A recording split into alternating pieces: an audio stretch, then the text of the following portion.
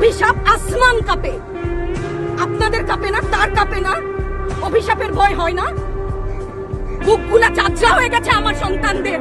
Rubber bullet বলবেন, কি বলবেন? এগুলো অস্ত্রের মুখে দাঁড়িয়ে আছে, আমাদের পয়সায় কেনা বুলেটে আমাদের সন্তানদের আপনারা বুলেট ছুটছেন।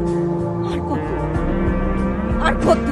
পুলিশ ভাইদেরকে বলি, ভেতরে তো আপনিও মানুষ, পুলিশ ভাই বলি না, ক্ষমা করবেন, মুখ থেকে বার হয়ে গেছে। তাদের ঘরেও সন্তান আছে, তাদের খোলসের ভিতরেও মানুষ। যারা এখনো ঘরে আছেন তারাও জানেন আর কতদিন ভয় পাবেন। ভয়েই থাকে, একটা মারবেন 10টা আসবো, 10টা মারবেন লক্ষ আসবো।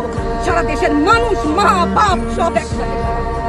ওদের সন্তানকে মানুষ করার জন্য আমাদের কাছে, শিক্ষকদের কাছে পাঠিয়েছিল। কি জবাব দিব? আমার তো কোনো মুখ নাই, আমি শিক্ষক, আমার ভাষা নাই। তাদের কাছে হাত জোড় করে মাপ চাই, নিরাপত্তা দিতে পারি নাই, নিরাপত্তা দিতে পারি নাই।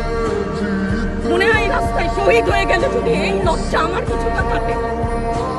ওদেরকে বলবার আমার কিছু নাই।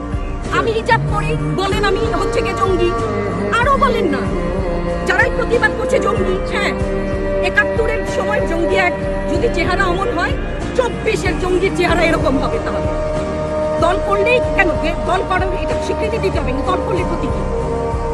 অধিকারই তো চাচ্ছি, সাধারণ মানুষের অধিকার চাচ্ছি, কেন বারবার আমাদেরকে এই কথাটা শুনতে হয়? এই বিভাজনের সুযোগ তো তারা বারবার নিয়েছে, আবার কেন?